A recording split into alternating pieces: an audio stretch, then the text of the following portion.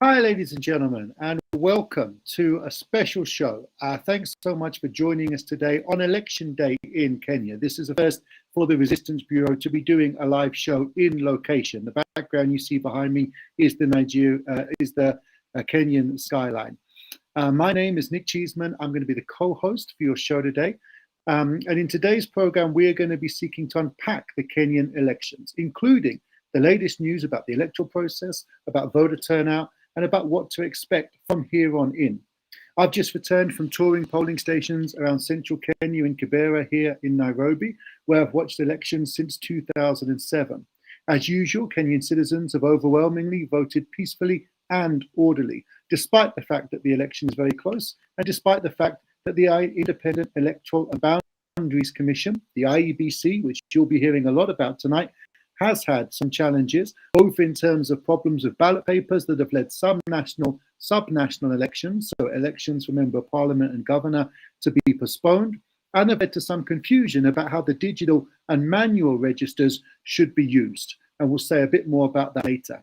In the areas that I visited, turnout appears to be reasonable, but perhaps lower than 2017, and figures provided by the IEBC, the Electoral Commission itself, suggest a lower turnout. That speaks, I think, to two things that make this election a little bit different.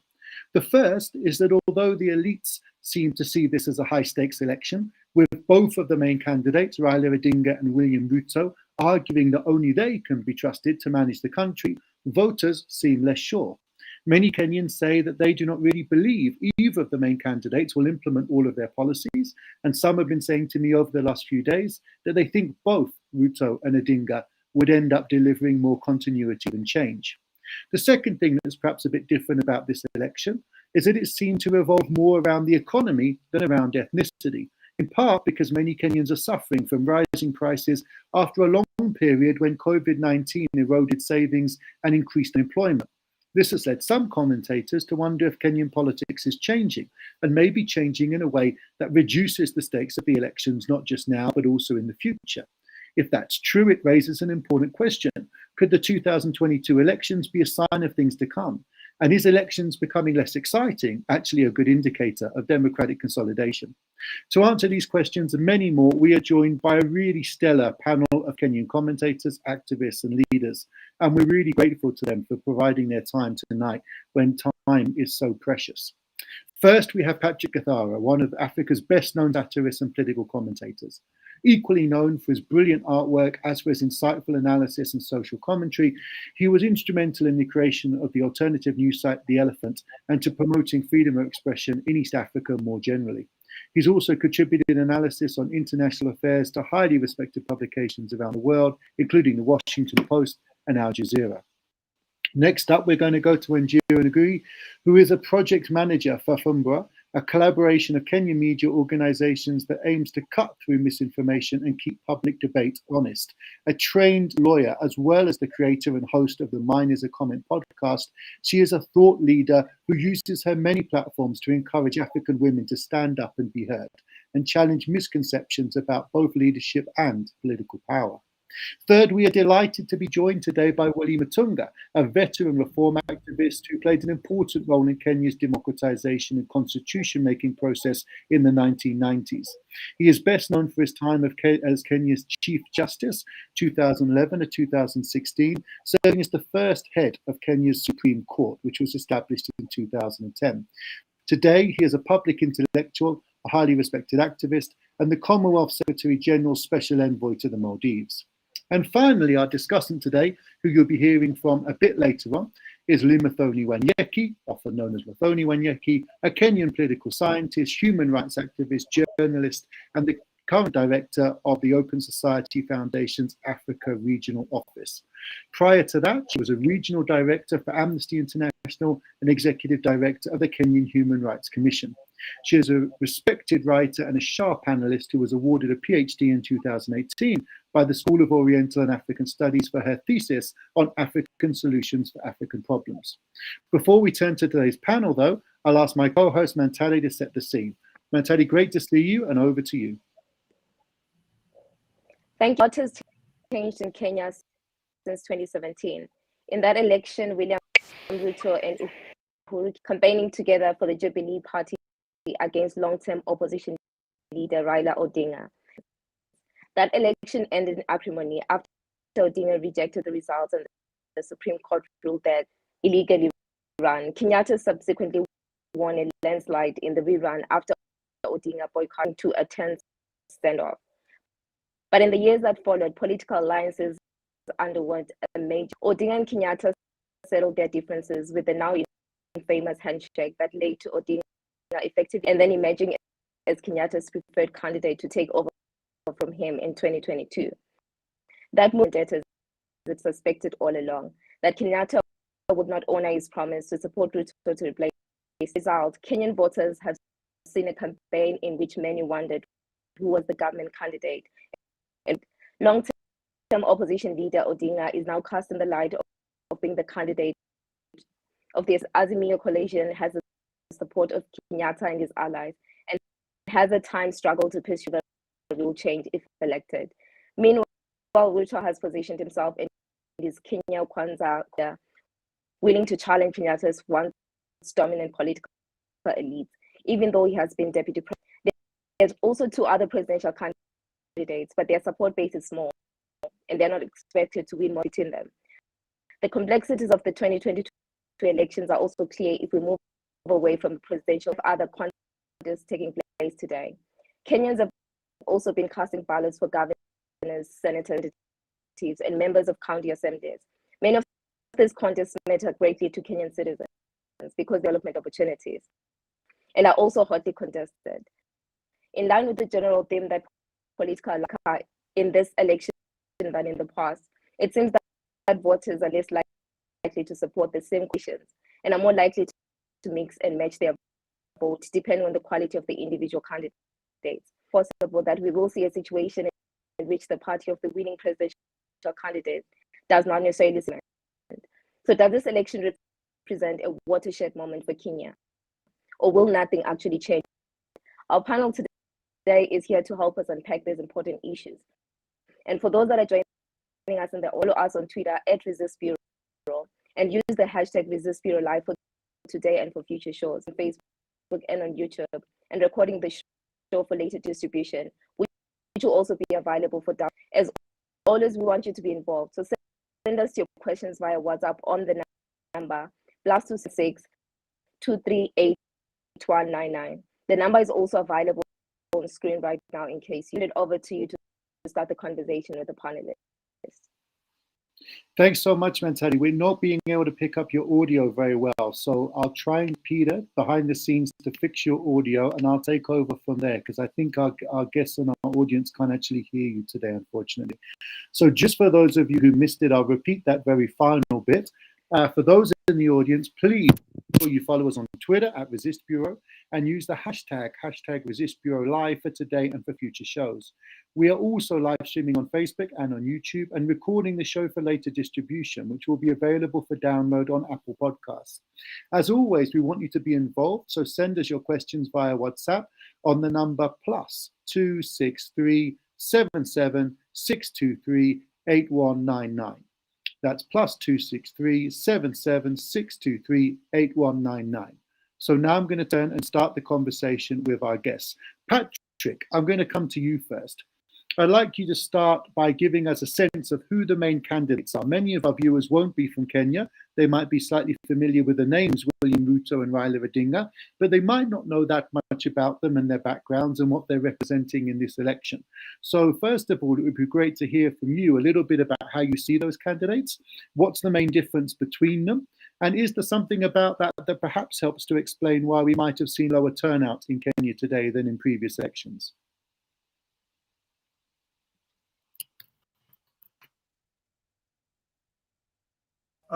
Raila Odinga and William Ruto, these are people who've been involved in Kenyan politics for a very long time, both of them.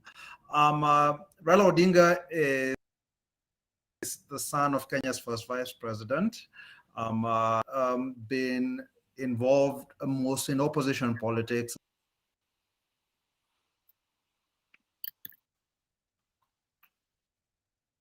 Long time, pretty much all the way till the 80s.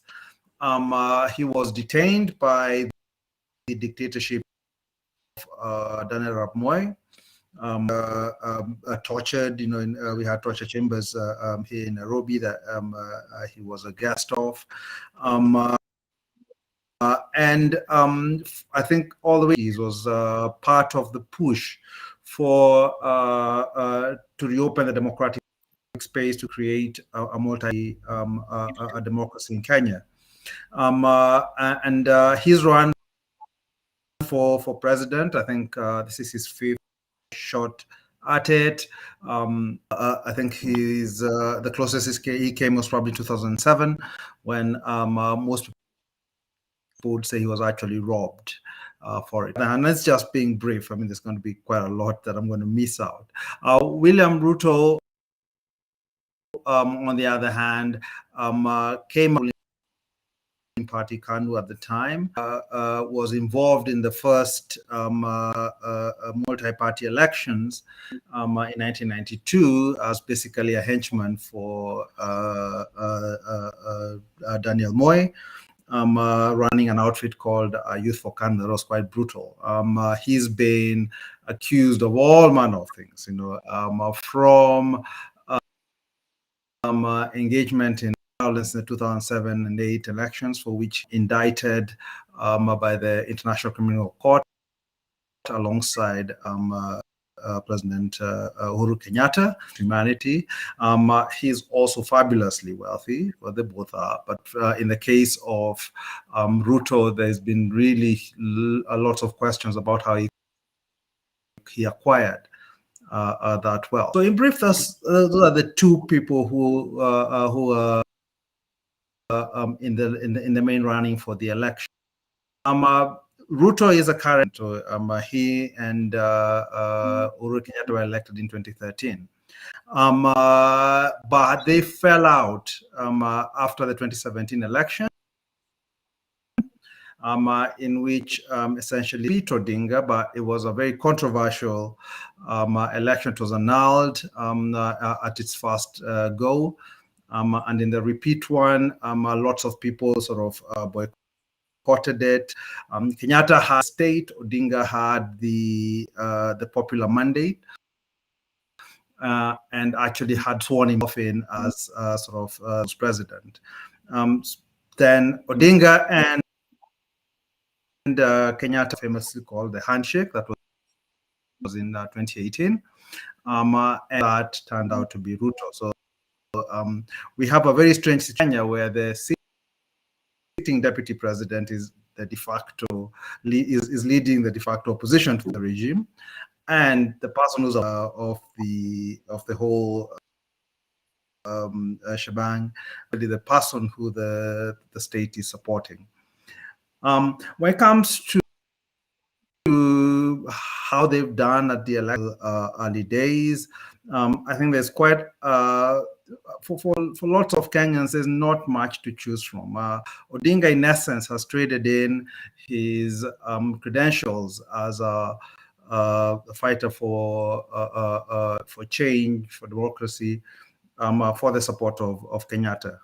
And Ruto, who has been sort of a systems person throughout, is now sort of the person leading the charge for change. I don't think anybody believes that any of them are going to deliver change. I think that would account for why we have would partly account for why we have such a low turnout. So let me come in there, Patrick, and ask a follow-up. I think that's a great point to kind of come to our next point. Mantadi, do we have your audio okay? Could we see if we can hear you properly? Mantadi, can you hear me? Okay, I'm not sure she can hear me, so I'm going to go on and ask the next question. So the next question we had for you is to probe that a little bit more, right? You know, Ruto has tried to put clear blue water between him and Raila by claiming that he's a hustler, he's on the side of the hustlers, he's for the ordinary person. But as you say, he's a multi-millionaire deputy president for the last 2 terms. Raila on the other side is telling us that we're going to see significant change. We're going to see, important differences, the kinds of things he's wanted to do for the many years he's been in politics. But he's standing supported by Uhuru Kenyatta as the president of Kenya, who's the chair of Azimio, with many of the key figures behind Kenyatta actively campaigning for Raila. So, how do we evaluate these two sets of promises? Do you think that there's a lot of credible promises on either side? Do you think that a lot of Kenyans have actually decided that they don't really believe either candidate, and that's why we have low turnout? Where do you go on that, and thinking about those kind of key rhetorical devices that the two campaigns are using? Well, I think for to start with Ruto, I think he's sort of struck a nerve, especially among the youth, with his whole hustler talk. And I would argue he's tried to switch how Kenyan politics has been understood essentially as a contest between ethnicities to one where it's more a class-based or contest. I think he's had some traction with that. One of the problems he has is the youth really didn't turn out to vote and really didn't turn out to register for the vote. And that, I think, also is quite reflective of the past of where Kenya has come from, in the sense we always have people with flowery rhetoric who things and really don't deliver. This is coming through in this election, where it's seen as, in essence, politicians who will say what voters want to hear, but once they're in power, they don't really stand for it. One thing I will say for him is some of the people behind him, so you can think of people like David D, have been known for a long time to have change, and especially in Kibaki's first term, you can remember when they instituted the economic recovery program, which was Ndi's baby. That really helped. So I think when he argues that it is really not about the personalities, all these candidates are flawed, but that with Ruto you actually have a chance for change, I think that's an argument that might get some traction. On the side of Odinga, yes, he's got the history of standing up for change, and even the people, for example, if you think of Martha Karua, who he's appointed as his or nominated as deputy, they've got a lot of history for fighting for change. But again, these are people who have been in government. They came in with Kibaki in 2002. And quickly fell out with him. We out the whole 2007 debacle, and especially the government afterwards, the coalition governments where Odinga and Karua were both part of, corrupt, and Kibaki's even first term was not a joy either. That kind of dents the idea that they will come in and change things. And as you mentioned, the fact that they're being backed by Kenyatta is a big problem for them. Thanks so much, Patrick. Okay, we'll come back to you later, but for now I'm going to move on to Njiru. So Njiru, the debate has focused really quite heavily, at least at times, on the economy. Ruto pushing the hustler narrative, Raila talking about 6,000 shillings per month and so on. I guess the key question here is, have issues such as strengthening democracy, Kenya's constitution, devolution, kind of taken a backseat to that? And do you think that there's any difference between the candidates on these issues? Has one of the candidates done better in terms of persuading you that they're going to safeguard Kenya's democracy, or persuading you that they're going to look after and promote female political candidates than the other?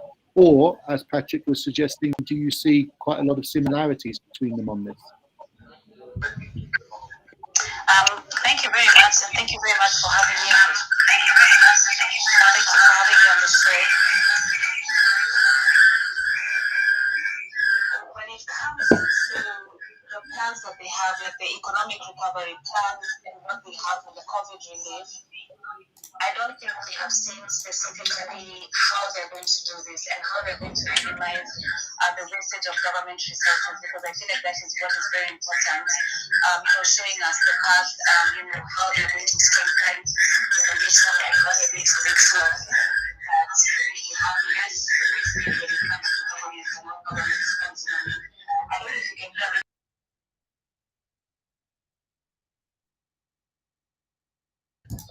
Sorry to cut in. Wanjiro, can I ask you to mute your computer audio, because we get a lot of feedback. So we can hear you talk, but can you mute your computer audio?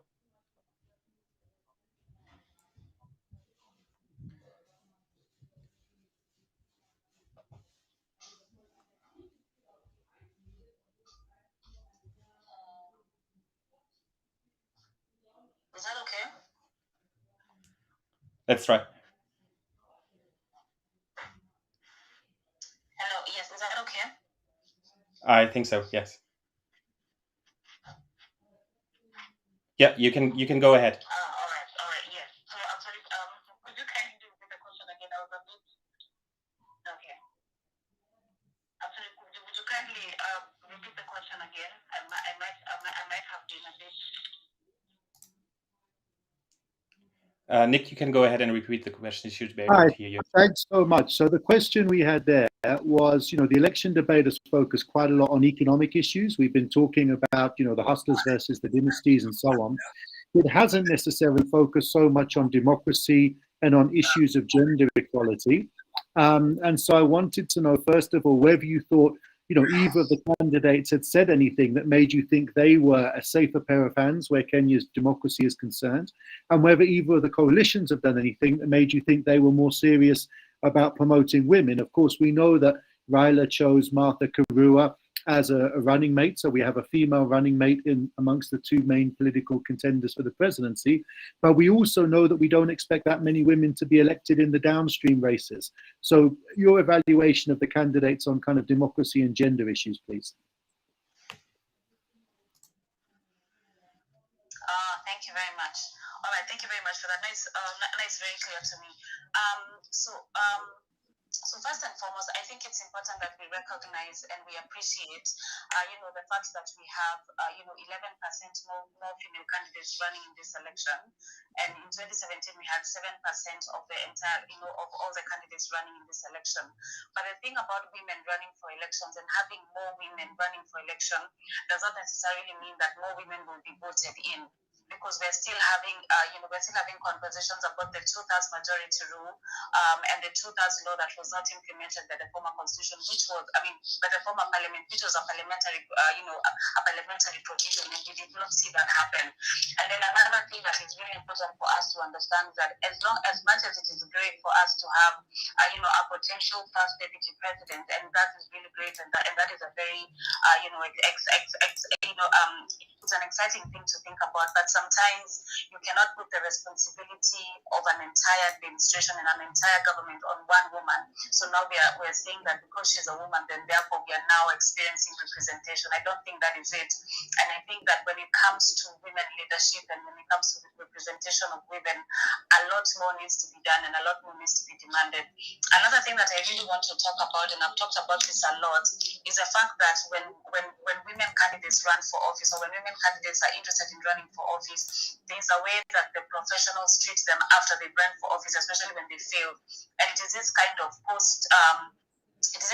post-election situation that makes it even more difficult, for women to run for office. So I have experienced an election, I have experienced, running for office and campaigning, and I can tell you for a fact that it takes a much longer time to recover from the election as a young woman than it does as a man. So I don't think politically we're doing enough to support women leadership. I don't think that even professionally and companies are doing enough to support women leadership if these women are not going to be absorbed back, into the workforce, which makes it difficult for even women to come out in the next election, and vie for this office. Having said that, I appreciate that we have a larger number of women running for office, but then it does not mean that we have essentially achieved gender equality just yet. I think we have a longer way to go, a much longer way to go, and a lot of work to do. And also, even when it comes to women leadership, and it comes to the possibility of having a deputy president, it doesn't mean that she will not be held accountable just because she's a woman.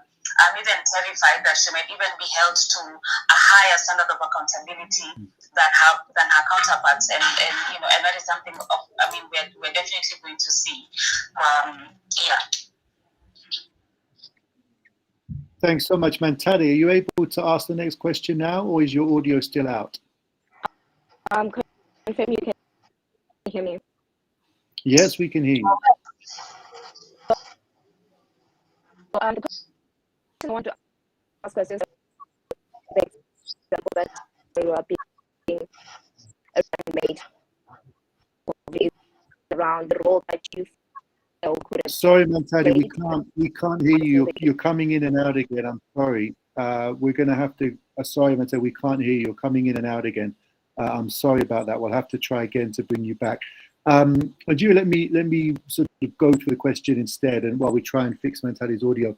So the question we have next is, one of the things we hear a lot in this election is about the deep state, right? Everybody is talking about the deep state, but it's not always very clear what the deep state actually is, or who's in control of the deep state, because we sort of have two candidates who potentially could be. William Ruto has been deputy president since 2013. Everyone thinks he's a pretty good sort of strategist, so maybe he is.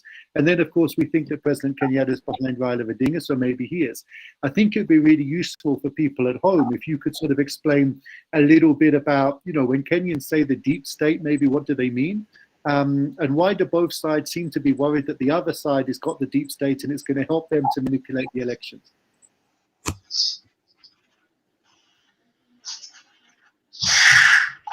That is a very interesting question.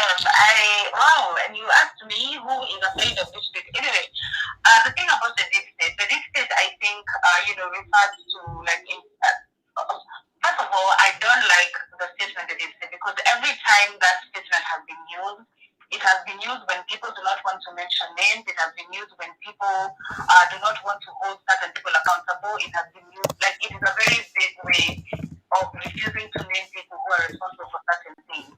So now, when someone has stolen money, for example, or when we have, or when we do not want to be held accountable for our actions, or we do not want to accept, an outcome of something, then we are going to claim the deep state. However, having said that, it is very possible that there's a part of government and there are people who, almost hold the government at ransom. And maybe these are the nameless people called the deep state, people who control government at the back end. But I am not familiar with it. I have not interacted with any one of these people. It's a very interesting statement, and we saw it come out, especially in the last administration. We were not very open about speaking about the deep state. But for me, it is very... One, it could be true that there are nameless people, not nameless people, but unknown people who pull government strings from the back end of government. I don't know how that happens. But then I also know that sometimes that statement is used when you're trying to, when you do not want to hold people accountable, and so they become nameless and anonymous, because you cannot hold nameless and anonymous people accountable. And it's also like a scapegoat when you're trying to avoid accountability. Honestly, the way it has been used, it's a nameless and accountable way to make sure that you're not held to any account. Because who is the deep state anyway? Who are these people? How do we hold them accountable? Who are they accountable to? Where can we get them? Can we question these people? So I think it's a very vague way, of keeping some people anonymous and nameless, and therefore we cannot hold them accountable and we cannot ask them questions. But I stand corrected. I've not been in government, and so maybe there is as a group of people who hold government ransom. But yeah, for me it looks like it's anonymous, vague, and a way to escape accountability. Thanks. I think that's a really important insight, actually. It's a way of describing something that often can't be described for various reasons that are actually quite problematic for accountability. I think that's absolutely right. And I think it's true. Most people can't define it very accurately because everyone has a slightly different image in their minds of what it actually means. That's really useful. We're going to go on now to move on to Willie Mutunga, and we'll come back to you in a moment when we come to the Q&A and Mathoni. Willie, it's a great honor to have you on the show tonight. Thanks for joining us, as for all of our guests, and for making this time available. The IEBC, of course, has put a great deal of effort into this election, and in some ways it's impressive. I come from the UK, where we do not have digital technology that verifies voters at polling stations, and we do not have a system that enables people to see, as we will be able to see in just about an hour and a half's time, the scans of polling station results coming up on a public portal. So, in many ways, the Kenyan electoral system is more advanced than the electoral systems of many European countries. It's a level of transparency that doesn't exist in a lot of democracies. But at the same time, of course, that digital digital technology has often generated problems and challenges. We've had, for example, challenges in 2017 around whether the digital scans were actually coming in, and that then represented one of the big controversies of that election. And in this election, there have been a number of challenges, which I'll briefly go over for the audience who might not have been following them as closely today. In one set of challenges, it seems that the IEBC didn't print the right ballot papers for some areas, and that led to some of the sub-national elections being cancelled. So, for example, the governorship election in Mombasa, the governorship election in Kakamega were cancelled today and didn't take place due to ballot paper issues. The other big controversy or confusion was about the status of the digital register, which is on these kits, which digitally verify you, and the manual register, the old-fashioned paper register. The IEBC, the Electoral Commission, wanted to use a digital-only model this time around. We had then a situation where the Azimio coalition wanted to make sure we had the manual register.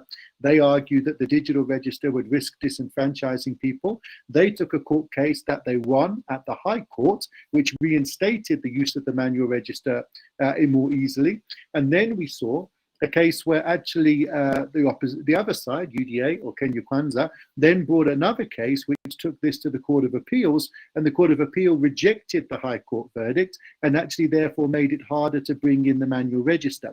Now, in actual fact, these two situations were not as far apart as many people have understood. The situation with the IEBC's preferred option is you're supposed to start with the digital register and digitally verify people. If the kits work, the kit that's in the polling station works, you use it. If it fails, you go to the backup, and there were 6 backup kits per ward. If that fails, and only if that fails, can you call headquarters and ask for permission to move to the manual register. That was the IEBC's favoured position. And it meant that you were moving systematically to the manual register. As a result of the failure of the Keams kits. You weren't doing it simply if one individual had a problem verifying themselves. There were other procedures you were supposed to follow at the polling station. For example, using their ID, using specific verification forms that could be signed by all the party agents to enable the individual to vote. The other position was supposed to be that you actually use the manual register, but only if the individual then can't find themselves on the equipment. So you're supposed to still start with the digital technology, but you move to the manual register on this other option if an individual, for example, can't find themselves. So those were supposed to be the sort of two options. And in the end, the legal option, the legal situation, according to the law, was supposed to be that first case. So you start with the digital. If the kit fails, you go to the second kit. If that fails, you go to the manual register, but only after getting permission to do so. And it's a systemic failure that leads you to do it, not an individual being able to find themselves on the ballot. But because these changes happened so late, and because these changes happened after the Kenyan Electoral Commission had already done its training, that led to confusion, I think, amongst returning officers today and polling officers about exactly what system should they be following. So in some polling stations, we did see the manual register out at the desk. In some others, we saw it locked away and only the digital ones being used, as is supposed to be the case under the law.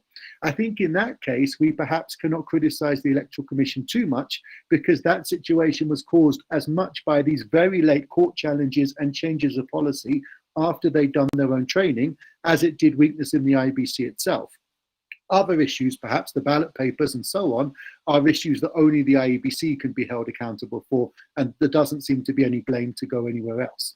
I should say one reason I'm talking so much about the digital and manual registers is because I'm not sure if we have the audio for Willie set up for Willie to be able to respond to the question. Peter, can you confirm whether we have the audio for Willie set up?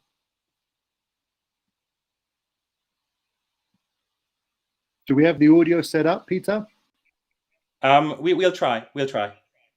Okay, so Willie, my first question for you. But you will have to do like a very short repeat of your question. Sorry about that.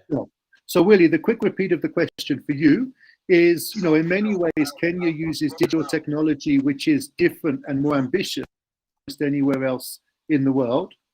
And that's, impressive, but we've seen that digital technology struggle last time around. We've also seen the IEBC struggle because it's faced a number of different legal challenges to the court proceedings, which were changed one way and then the other way in terms of the manual register in just the days before the election. So the big question, I think, for many people is, do we actually need to start moving to a system where we actually prevent major changes to the electoral system in the week before the elections? Sorry, one more time. I'm very sorry about this, but just very quickly one more time. He will be able to hear you now. Hi, Willie. Can you hear me? I can't see him, Peter. He's not on my screen. Yeah, we had problem with the audio feedback. Okay, so Willie, the question. Yeah, I'm here on WhatsApp. Okay, we're going to need to turn that audio up a lot, Peter, for people to be able to hear it. I'll just ask the question one more time and then we'll come to you, Willie. But Peter, I think we're going to need to turn that WhatsApp up because I couldn't really hear that very well. So Willie, my question to you is, you know, one of the things that's complicated the IEBC's management of this election is the fact that we've had people taking the IEBC to court. First of all, overturning the IEBC protocol on manual and digital registers. And then, of course, we had another court case which reinstated the IEBC's favoured position. But both of these court cases actually came after the IEBC had trained its officials. So whilst a lot of Kenyans are blaming the IEBC today, it's also true that the very late changes in the system have caused a lot of problems for the IEBC that I think are also perfectly legitimate problems. So one of the questions I wanted to ask you is, have we got to the point where we need to have a cut-off point after which we don't change the electoral system? In other words, court challenges can be made that change the electoral system, but we have a cut-off point of something like a week before the elections to enable the Electoral Commission to actually train people with the processes that are going to be legal on election day. And do we need to rethink a little bit about how many cases and how many issues are now being taken to the courts and the judiciary in Kenya? It almost feels like any kind of election issue that comes up is taken to the courts rather than resolved by the Electoral Commission and the political players. Over to you. Hi, can you hear me? Yes, but very faintly. Peter, please increase the audio.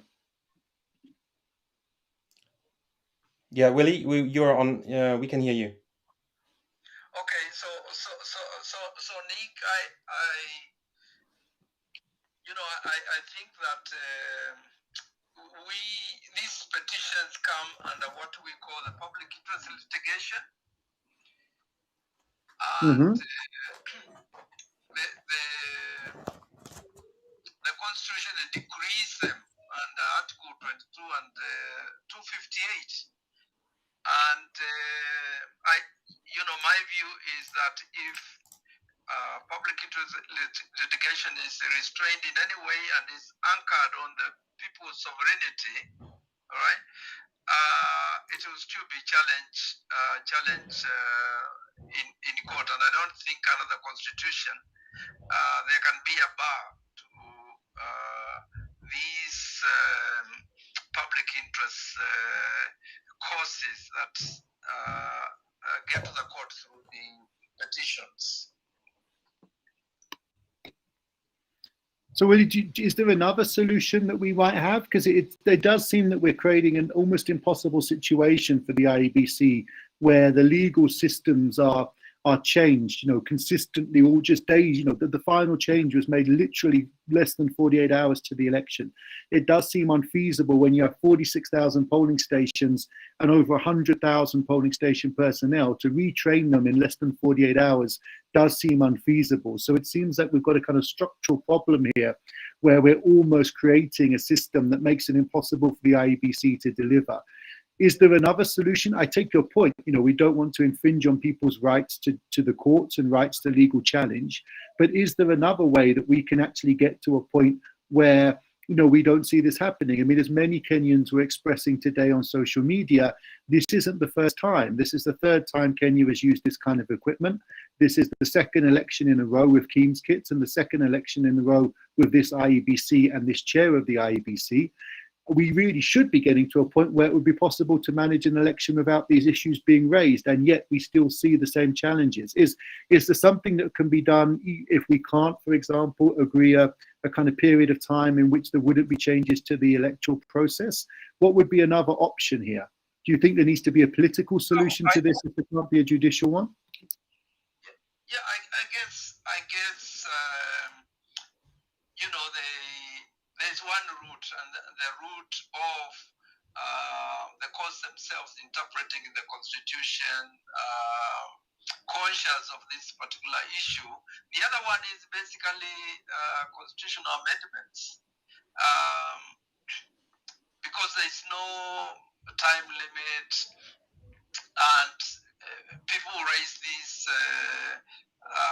petitions. Some of them are actually sponsored by certain forces,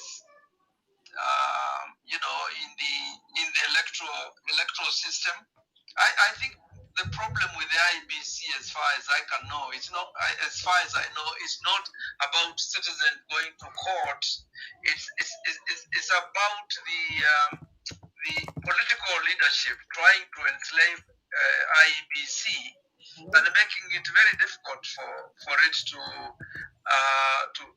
basically conduct free, fair, and peaceful elections. A lot of those petitions could have come from, the cartels or the political factions themselves. Thanks, Willie. Now, we know you don't have a crystal ball, but of course you were, closely involved in this in 2013 when you were Kenya's first Chief Justice, and we had an election petition then. From what you've seen so far and what you've seen of the candidates, both of the candidates have been very clear they think they're going to win.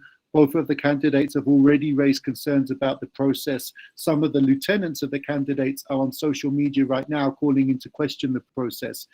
Do you think it's almost inevitable at this point that we're going to see an election petition go before the Supreme Court? Have we almost got to the point in Kenyan politics where whoever loses is going to take a petition to the courts? And do you think that there's a risk with the way that things have gone, with the kind of judicialization of politics and more cases being taken to the courts every election, that we're going to over-politicize the courts and put too big a burden on the courts, who are basically becoming the kind of court of appeal for almost all electoral issues? Do you worry that's putting a lot of pressure on the judiciary? No, it doesn't worry me. I think the Constitution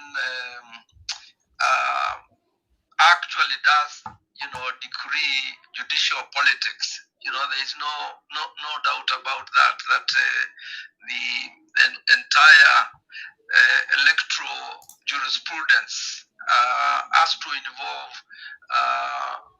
judicial politics, because whatever issue that will go to court, the Constitution makes it very clear that it has to, it has to be heard. So the term judicialization of politics, as understood in the West, is for me different from what our transformative constitution provides, which is it does provide for a judicial politics in matters of that constitution, and we can't escape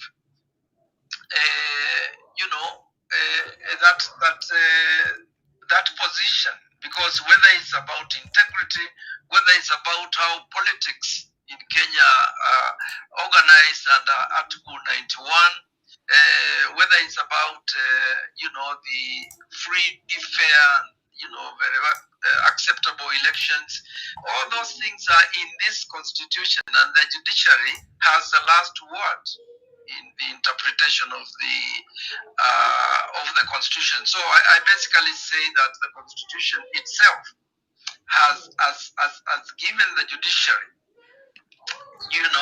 that power, and it has become what Upendra Baxi calls an institutional political actor under that constitution. Great. Thanks so much, Willie. This is the point where we hand over control. So we've got a brilliant discussant here already introduced, Muthoni Wanyeki. So I'm going to hand over to her. Muthoni, the floor is really yours. Bring in your own thoughts, change the course of the discussion, push questions back to our panelists. Over to you. As I said at the beginning, I'll be channeling some of the questions we've been getting from our online audience to the panelists as well. Panelists, just so you know, I'll put them in the chat on our group, so you'll be able to see those questions and perhaps prepare some of your answers. But please do also, of course, listen to Muthoni, because she's going to have thoughts and insights for you as well. Okay, Muthoni, pleasure to see you here. Thanks so much, and take it away. Thanks so much, and thanks for inviting me to comment on what the speakers have said. And first of all, so sorry to all the speakers with all the problems for sound. I know it must have been quite frustrating for you. Points that sort of really struck me were the question on why the turnout seems to be so much lower. It may have gone up a little bit, but as of 4 p.m., the IBC was estimating or stating that we had only had 56% turnout compared to 79.5 in 2017. And Gathara spoke to that a little bit in terms of why there seems to have been loss for Raila in particular, the handshake, and how that morphed into a pretty dangerous constitutional change project, his linkage with the Kenyatta family, and the sense that he will be unable to be independent from the Kenyatta family. But that would be one thing that any of the presenters, I think, should speak to a little bit more. The second question or issue that I found interesting was the issue about digital technology. And yes, there have been problems with the Keens. Yes, there was confusion. My sense is, though, that on all technologies, whether for voter identification or for transmission of results or the databases that actually contain the results, there is a question, as someone has said, one of the people listening has said about trust. And there was a lot that the IEBC could have done to restore trust and to prevent the sort of increase high numbers of cases around the use of technology, not just around the registration kits. They could have, for instance, demonstrated to the nation that they had fully complied with the Supreme Court orders from the last elections. They could have opened up the database and the transmission system to show exactly how entry had been gained and exactly how results had been changed. They didn't. So building trust, without trust in what the IBC is doing, obviously you're going to have people running to court, and as Willie has said, that's the right of voters. And the second thing is preparation. When you know there are a slate of cases sort of waiting or in process, even as you go to the polls, I feel very strongly that the polling station IBC staff should have been prepared either way.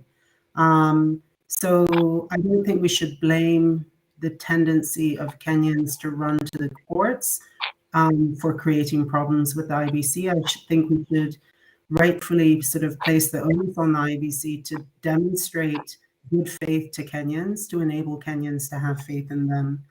And as we know, there are still concerns about the integrity of the transmission system and of the database this time around. So those were the points that sort of struck me. Maybe Patrick, because your sound seems to be clearest, do you want to talk to any of those points, sort of the loss of support for Raila and how that might have impacted voter turnout, questions of technology, not just identification of voters, but transmission and the database question, and then litigation. Great. And yes, so just so everyone knows, we'll go to Patrick first, then we'll go to Njiro, and then we'll go to Willie. So we'll go in the order in which people spoke. And Patrick, the question that came in from our audience, which fits actually very well with the question Muthoni's just posed to you, which is, do you think Kenyatta's support has actually made it harder for Odinga to mobilize in some areas? Has it actually hurt him in his heartlands? And that might be one reason why perhaps we don't see the same turnout in Nyanza this time as we did in 2017. I should say we don't know that. We have no confirmed figures, but it seems from what people are discussing widely that might be the case. Over to you. I think it's doubtless that it has hurt Odinga. I think he knew that from the beginning, from 2018, and essentially the support of the state. Basically, the state had denied him the election. I mean, his victory, at this, by his view, the last 3 times he had run. So that would be 2007, 2013, and 2017. And I think he made a calculation that basically he could afford to lose some of his support, some of his bedrock support, if he did get Kenyatta to back him. The reasons why people didn't turn up is essentially that for him, the identification as sort of the doyen of Kenyan opposition politics, as sort of the guy who takes on this sort of anti-establishment reputation that he has for over 30 years. I mean, that was one of the big drivers for the, I think, for turnout. I think for on both sides, the government had made a sport of demonizing him in previous elections, and that had driven quite a lot of the turnout. And I think the reason it's not working out this way is basically there is no Raila to sort of or any side to sort of hang its hat on. I'd like to say something about the IEBC. I think one of the problems that the IEBC has had is that it has never the electoral system is, and we never have a discussion within the country about what it should be. I mean, it challenges not just this election. Remember, in 2016, the push that comes at the last sort of minimum changes, and this has been something that's been happening. If you want to, you can go back all the way till the start of the resumption of politics, where the system were always made at the last minute, and there were always minimal changes, just to get us past the election. I think it's really, really important that immediately the election is over, we start planning for the next, and we start laying out, what are the problems, what are the system that we want, and then involving people in it. It's no good if IEBC sits with the staff and talks to them, but doesn't really explain to the people what they're to expect when they turn up at the polling station.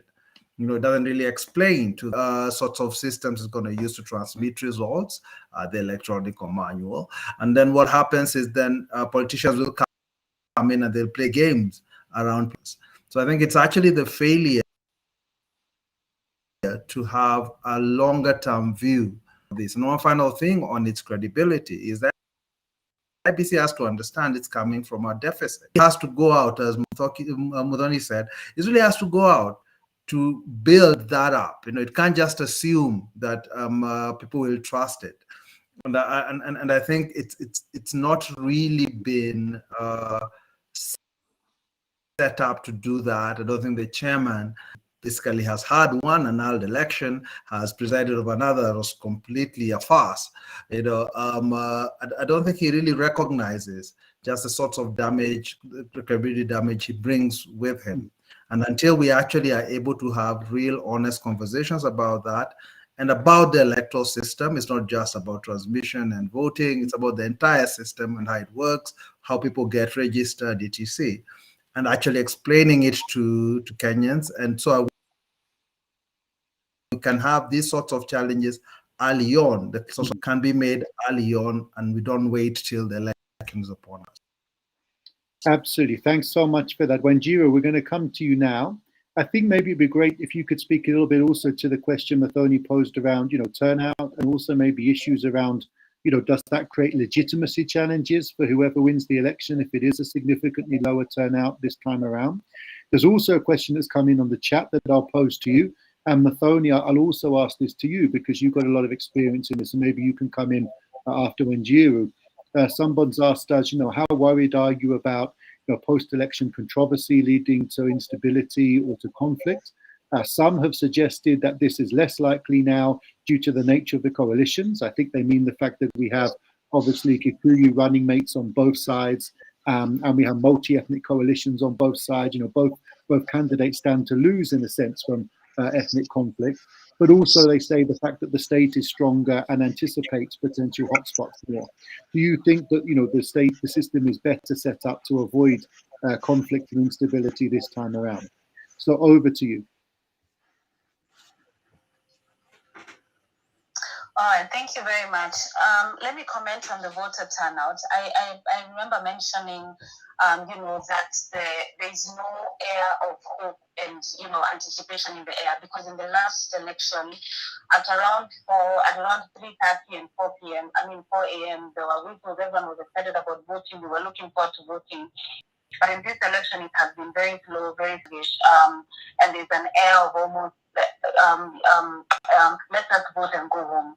I really don't think that the political class has convinced the Kenyans that they actually deserve their vote and that we deserve to stay in the line and be voted for. It really feels like it's almost a mundane thing, which some people say that it's a good thing because then it means that we will not, that elections will be something like a normal democratic process and it will not be the spectacle that it has been made out to be. But it's definitely very different, even from where I come from in Kikuyu town, where we're usually very excited. The turnout is usually very high, but this time we're experiencing a very, very low turnout, which is very interesting to me, seeing that the country has been in a campaign mode for about 3 years.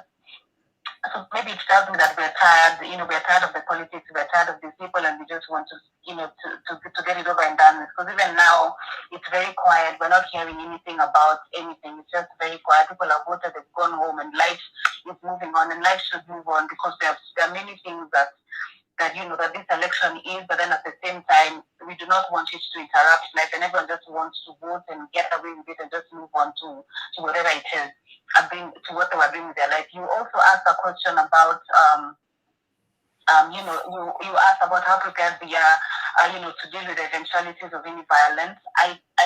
I'm hoping that there's not going to be any violence, but we have seen, police presence in certain hotspot areas, and this to me, I don't know if, in 2017, and I'm going to reference a lot in 2017. In 2017, there was no really, post-election violence, but it was really the state against the people.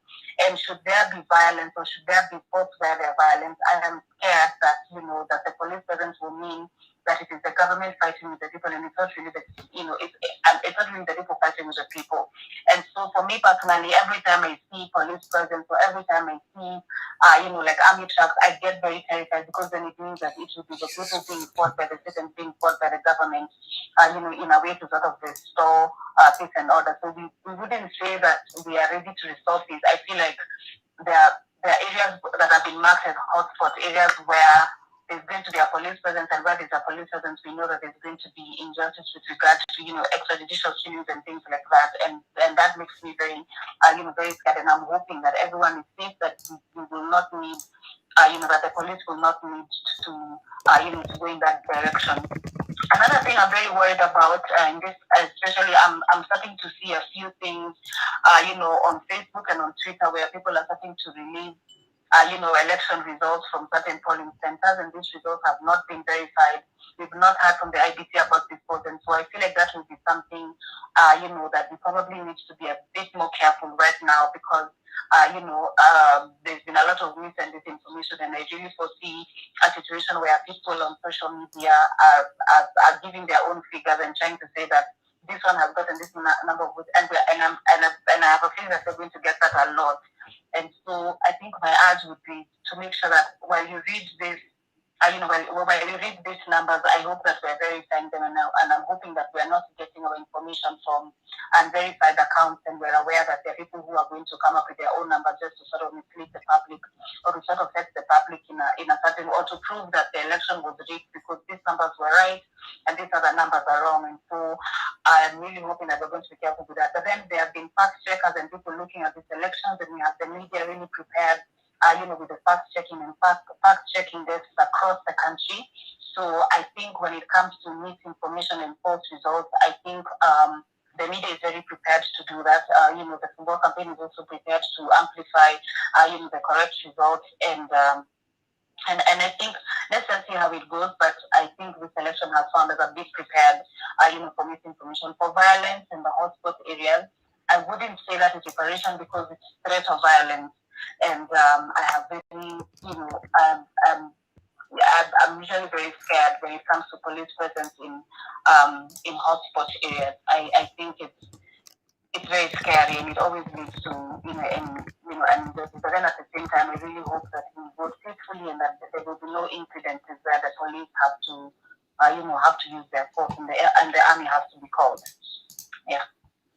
Thanks so much. Yeah, I think that's a really great point. The other point I just made, as a sort of two-finger on that excellent point, is one of the things we don't talk about enough is the gender-based violence that often happens when the police get involved in these kinds of processes. And if anyone wants to look at it, there's a number of great reports, one done by Human Rights Watch, on the number of assaults on women in the 2017 process, most of which were done by members of the security forces. So it's both kind of election violence, but it's also the violence that happens around that. I don't think we talk about that enough.